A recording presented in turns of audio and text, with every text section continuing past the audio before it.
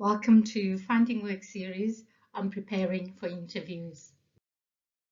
Preparing thoroughly for interviews helps you feel confident to answer questions concisely and make a great impression to secure the job that you want.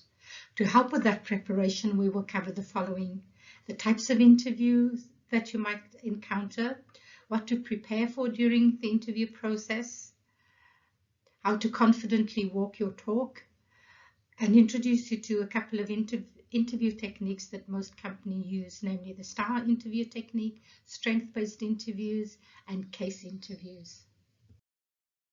In order to effectively prepare you for upcoming interviews, it's important that you know the different types of formats you may encounter. These formats may vary based on the position you are applying for, how far along the interview process you are, and even things like the size and culture of an organization. Interview formats range from the formal to the informal, from the structured to the unstructured. The structured where all the questions are predetermined, and the unstructured where the questions are created on the spot. Formal interviews can happen telephonically, face-to-face, virtually, and via assessment centers. Informal interviews may take the form of a coffee chat, sometimes referred to as chemistry conversations, via network events, or career expos, where you may chat to a prospective employer to exchange information, or even virtually via Q&A session during a webinar where you may ask questions from a prospective employer or they you. Informal type of interviews, during them nothing is structured, but they are important to create an impression, so take them seriously. Let's now look at preparing for interviews. The first real step to a successful interview is preparation. And for an interview, regardless of the type of interview that you encounter, this can mean very many different things.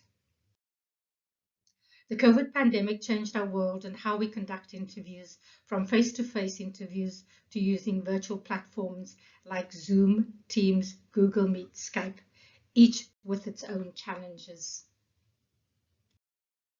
How then to best prepare to overcome the challenges? Many of the platforms mentioned previously are linked to your personal accounts, so make sure that your username and profile pictures are professional. For example, living recklessly isn't going to present a good first impression. Ensure that your device's battery is fully charged and that you have strong internet connection. And if you don't, ensure that you have a backup plan, for example, using a hotspot device. Dress professionally. You're still being seen, and so it's important that you don't look like you've just woken up. Ensure that you have a neat background. If it's in your bedroom or family room, ensure that the beds are made or that there isn't any distracting items behind you. Blurring your screen may be your best option. Ensure that the interviewers can see your face clearly. If you're able to sit facing a window, that would help because the light is on your face. Otherwise, ensure that your room is well lit. Ensure also that you have your supporting documents at hand in case you need to refer to them. For example, your CV or the job specification or the job advertisement. Do remember to make eye contact. It's easy to look at the screen instead of looking at the camera. A tip for that might be to take a post-it note and just put a smiley face on it and stick it next to the camera so that it reminds you to look up and to look into the camera as well. Do make a mock test call with someone beforehand to show that everything is in working order. The sound, the microphone, the camera, the lighting, what you are wearing, the background, and also how you are sitting. If you are sitting in a chair, make sure that you use a chair with a back so you can relax against the back of the chair with your feet firmly grounded. This creates a sense of calm and reduces the anxiety during the interview.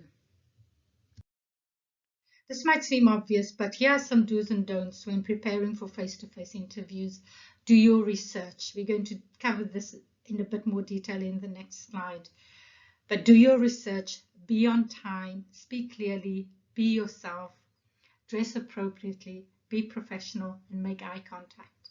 Some don'ts. Don't not take the interview seriously. An obvious one is not to chew gum. Do not come to the interview and not have prepared any questions. Don't ask about the salary in the first interview. If you have any questions about it, you can always write to the interviewer or the HR person and ask the questions you have. The obvious one is also don't be late. Give yourself enough time to get there and to relax, maybe 5 to 10 minutes before time. And don't ask the interviewer personal questions. You might have done research about the interview on LinkedIn or Instagram or Facebook. This is about the job, and any questions you ask must relate to the job that you are applying for. To go back to the slide about success being at the intersection between preparation and opportunity, a big part of that success is research that you will be doing on logistics, the job, the employer, and the industry. With respect to the logistics, ensure that you note the date and time of the interview. Find out the exact location of where the interview will take place and ensure that you have directions to get there. Find out how long it will take to get there if you are taking public transport, or find out where to park if you are driving and how long it will take from the parking place to the actual location. Be clear about if you need to bring anything specific or to prepare anything for the interview. Note the names of the interviewers and keep a telephone number of one of them so that if anything happens, you're able to contact them. Also find out how long the interview will take. With regard to the job, ensure that you study the job description or research what the position usually involves. Be ready to provide evidence for the skills that you say you have. Be prepared to answer honestly but optimistically if you don't have the skills, some of the skills that they require. Employers would rather have someone who is honest about their abilities and is keen to learn than someone who claims to be able to do everything but can't follow through. And if you don't have the skills that they are requiring, or some of them, give an indication of how you might behave in the situation that they are questioning you about. About the employer, know and research the people that you will meet and research what the organization does. Make use of their website to learn as much as you can so that you don't ask questions in the interview that you could easily find answers to on the website. Make a note of any questions you have that aren't answered during your research and add this to your own list of questions that you bring to the interview. Also research major trends in the industry.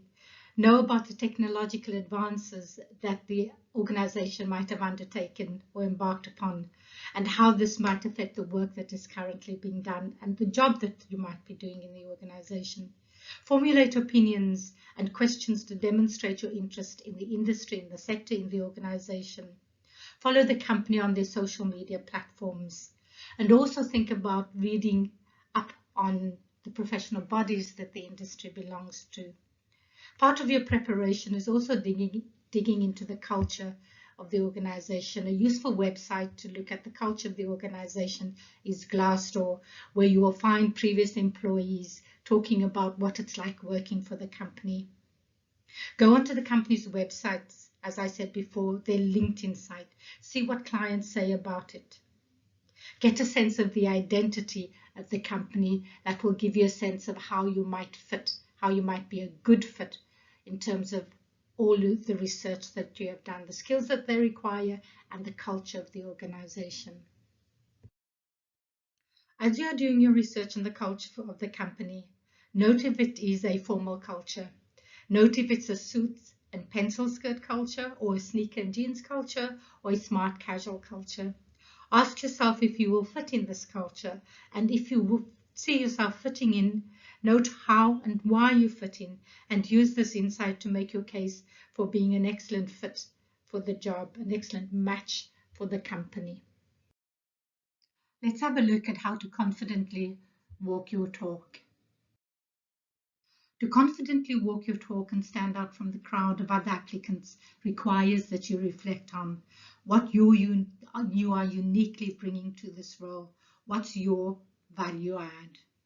And how will you apply it to perform successfully in this role that you are applying for? This speaks to knowing yourself, your values, your strengths, your unique skills, and how you marry them to to the requirements of the role. What makes you stand out as a red apple on a table of green apples? What makes you the one graduate, the BCom graduate, engineering graduate, the science graduate, the arts graduate, the law graduate, that one graduate that the company chooses? Knowing this will give you a sense of confidence in your abilities, which employers find very attractive in a candidate. They want to have the confidence that you have what it takes to make a contribution to its goals and objectives. So do project that confidence, walk the talk with the evidence of your skills and your abilities and your success stories. That confidence will translate into employer confidence and to a job offer. So do make that link. We covered the types of interviews, preparation for interviews, and how to confidently walk your own talk. Now, let's turn our attention to the types of interview methods that most companies will use. For example, the STAR interview technique, strength-based interviews, and case interviews. Let's start with what's probably the most widely used interview technique, the STAR method. STAR stands for Situation, Task, Action, and Result. Using this strategy is particularly helpful in response to competency-based focused questions, which typically start out with phrases such as describe a time when and share an example of a situation where. Hiring managers ask behavioral interview questions to determine whether you are the right fit for the job. By using the STAR strategy, you can make sure that you're fully addressing the interviewer's question while also demonstrating how you were able to overcome previous challenges and be successful. The situation sets out the stage for the story by sharing the context around the situation or challenge that you faced. The task describes your responsibility, your role in the situation or challenge. In other words, it discusses the goal or task that was set out for you. The action explains the specific actions that you took to handle the situation or to overcome the challenge. It is important to focus on what it is that you did.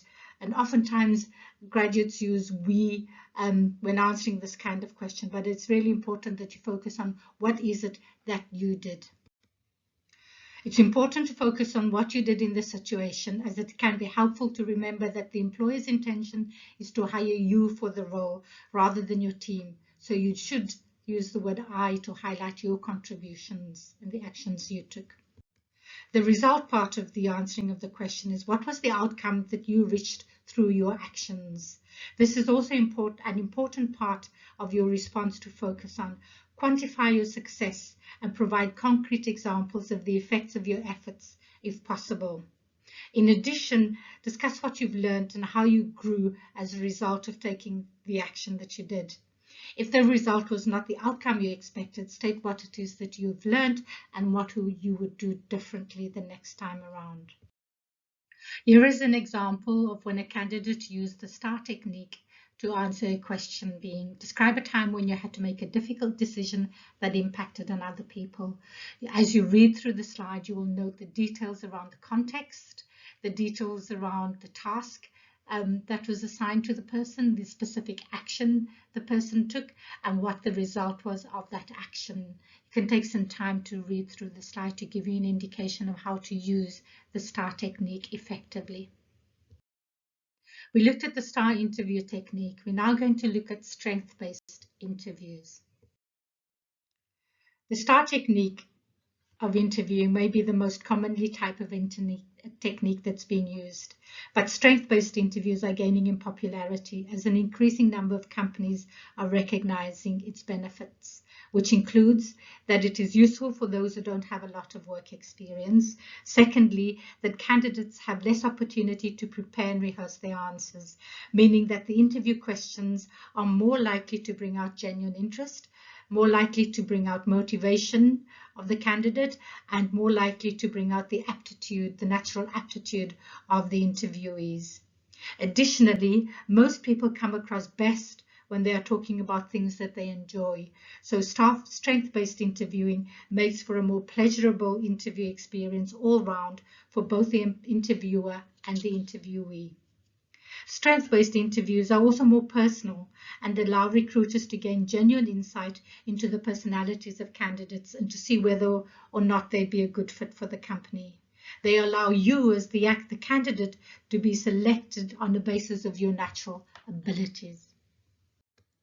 So even though you'd be talking about your strengths, don't be fooled while you're talking about what it is you like and dislike, as the employer is learning about what you're good at and what you're not so good at during strength-based interviews as well. Whilst it's more difficult to prepare for strength-based interviews, this slide contains some helpful questions to help you prepare. Additional ways that you can prepare as well are to think about what your strengths are well before the interview and to list them. To have strong examples of when you use these strengths and how they could be applied in the role that you are seeking to secure. Draw on experiences from all aspects of your life, from your studies, from your work that you've done, from community work that you've done, for all of your activities and your hobbies, and have examples of how you use those strengths successfully to back up the claims that you have these strengths. Next, we are going to look at case study interviews.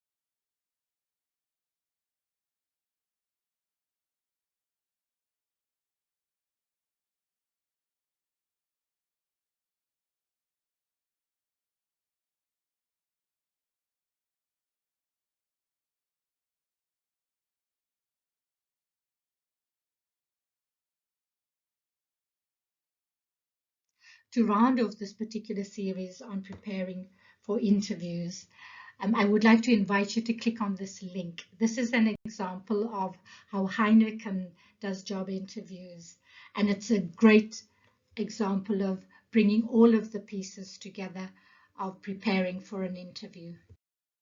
It brings together the three elements of nailing an interview: confidence in your personal value proposition, your unique skills, abilities, and values that will lead to successful performance in the job, your authenticity, who you are and what you uniquely bring to the role, and preparation to justify the claims that you make about yourself, your skills and your strengths and all of your abilities. Here are some very helpful links to UCT's Career Service website for you to consider, plus additional ones that I mentioned in the previous slides. The first link is one that contains information and tips on all things interview related. It's a great resource on how to conduct interviews, how to answer interview questions, and of course how to prepare for interviews. I mentioned informational interviews as a way for you to have conversations with people currently doing similar work to the role that you are applying for. Here is a link to an article containing tips on why and how to conduct informational interviews. I also mentioned that as part of your research into the company and its culture, it might be an idea for you to check out Glassdoor. Here's a link to its website. You will have to register on the site, but it really is worth the time for the richness of information you're able to extract. And you can register for job alerts, which is a great bonus. The next link is the one to the Heineken job interview video clip on YouTube, which I strongly urge you to watch. And finally, of course, there's the Vula site with all of Career Services resources on it. A reminder that the Finding Work series is brought to you by UCT Career Service.